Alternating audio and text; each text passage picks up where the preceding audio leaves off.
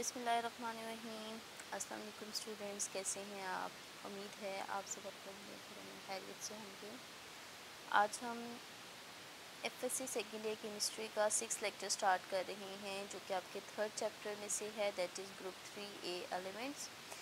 Last time हमने इसके introduction के बारे में, उसकी जनरल प्रॉपर्टीज़ को देखा था और बोरॉन के एक कंपाउंड बोरिक्स को डिस्कस किया था। Today we will going to discuss about the second compound of boron, that is orthoboric acid, and then we discuss the properties of aluminum. So let's start the lecture. तो boron के अगर हम acid की बात करते हैं तो boron it can form 4 important boric acids, जिसमें से सबसे ज़्यादा इम्पॉर्टेंट वन जो है वो है orthoboric acid.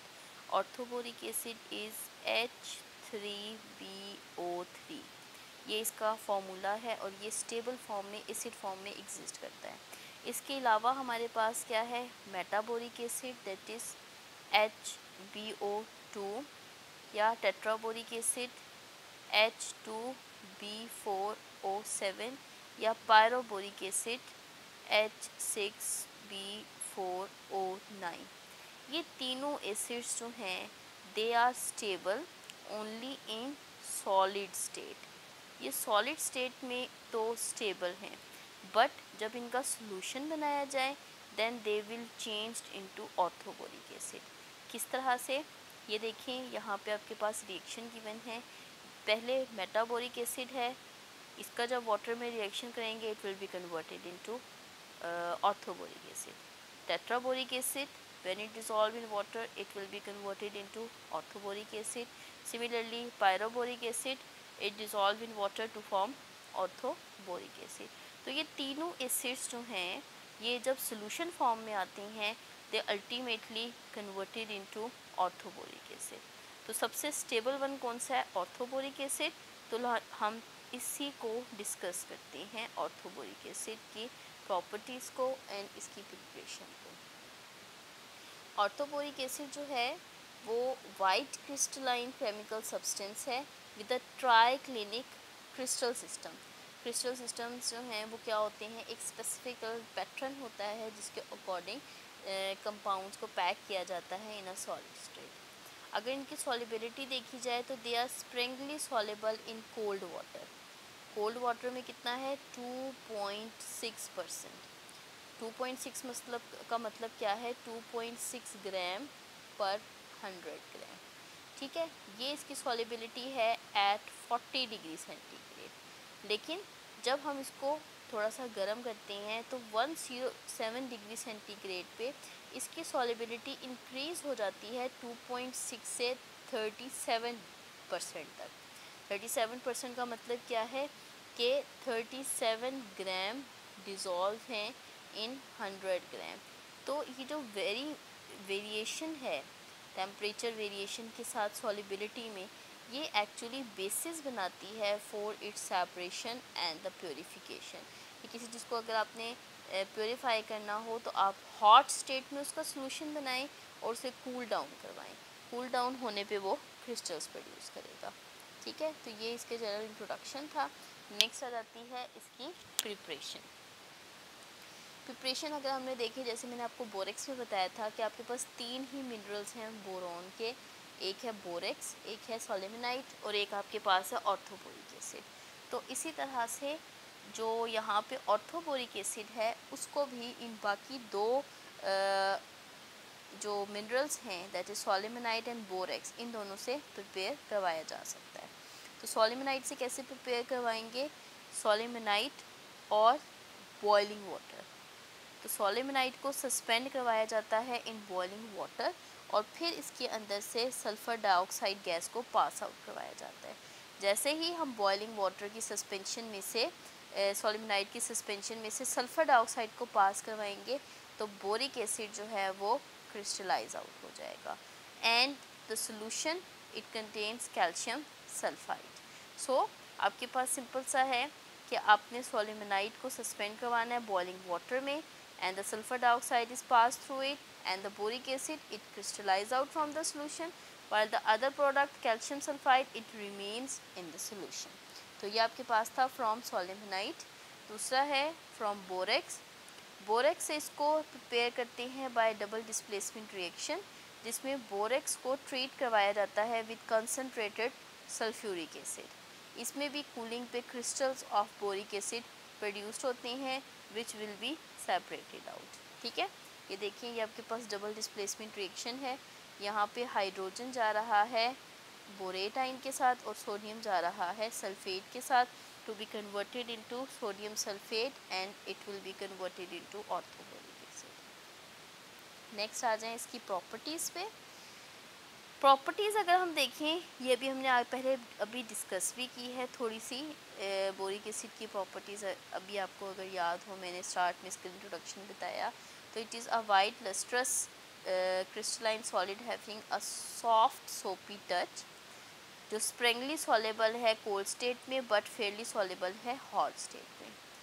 It is volatile in steam, steam में वोलेटाइल है। वोलेटाइल का मतलब क्या है कि ईजिली इवेपोरेट कर जाता है। नेक्स्ट इसका रिएक्शन है अल्कोहल के साथ। अब देखें अल्कोहल के साथ में क्या हो रहा है कि ये जो हाइड्रोजन है इसकी जगह आके इथाइल ग्रुप लग गया है। यहाँ पे 3 हाइड्रोजन थे तो 3 इथाइल ग्रुप लगते हैं and it will be converted into ethyl borate. साथ में ये जो प्रोटॉन है ये इस हाइड्रोक्सिल आयन के साथ रिएक्ट करेगा। 3 हाइड्रोजन है तो 3 ही हाइड्रोक्सिल हैं and it will be converted into water. उसके बाद है हीटिंग इफेक्ट।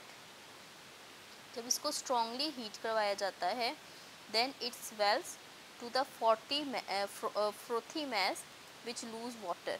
अब देखें आपके पास ऑर्थोबोरिक एसिड है।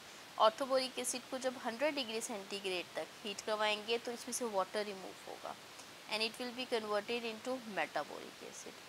अब ये जो मेटाबोरिक एसिड है इसके 4 molecules it further heated at 140 degree centigrade and converted into tetraboric acid and water is evaporated. Sorry, ये जो टेट्राबोरिक एसिड है इसको फिर रेड हॉट जब हम हीट करेंगे then it lose all of its water and it will be converted into boric anhydride. Boric anhydride क्या है? ये एक ग्लासी मैस है जो कि हमने सेम पढ़ा था बोरेक्स स्पीड टेस्ट में। ठीक है, उसके बाद है इसका एज अ रिएक्शन वाटर के साथ ionization reaction. As it is very weak acid तो ये बहुत ही लिमिटेड एक्सटेंट में आयनाइज्ड होता है और मोनोबेसिक एसिड की फॉर्म में है। बेसिसिटी ऑफ एन एसिड क्या है कि एक एसिड में कितने रिप्लेसेबल प्रोटॉन हैं। अगर हम यहाँ देखें तो इसका स्ट्रक्चर, इसका फॉर्मूला क्या है? H3PO3। देखिए HCl है, HCl को अगर मैं आयनाइज करती हूँ it produced 1 proton and 1 chloride, क्योंकि इसके यहाँ पे स्ट्रक्चर में 1 हाइड्रोजन था। सल्फ्यूरिक एसिड इसको अगर मैं करूँगी तो it produce 2 proton plus sulphate.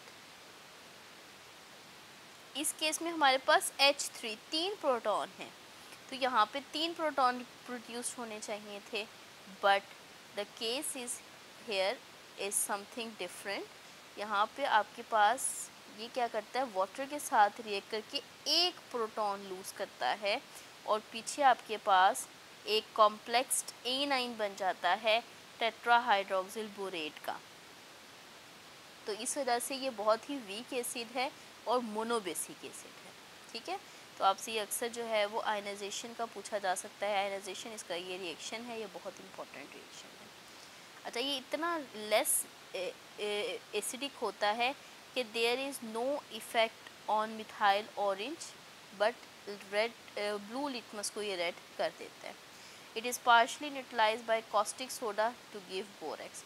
Acid है ना, एसिड को अगर हम रिएक्ट करवाएंगे H3BO3 reacts with sodium hydroxide तो ये किस चीज़ में कन्वर्ट हो जाएगा? Na2B4O7 बोरेक्स में, और उसको न्यूट्रलाइज कर देगा। ठीक है, ये देखें ये रिएक्शन गिवन है।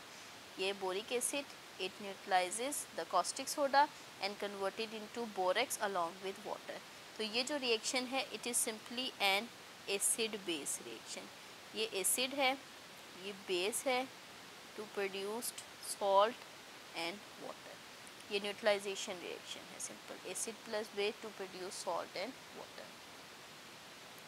Similarly as it is an acid, तो वो कार्बोनेट्स, ये एसिड की प्रॉपर्टी है कि कार्बोनेट्स के साथ रिएक्ट करके दे produced salt, water and carbon dioxide, carbonates के साथ। तो यहाँ पे सोडियम कार्बोनेट के साथ रिएक्ट करेगा तो सोडियम का सॉल्ट क्या है, borax, along with it water and carbon dioxide are being produced.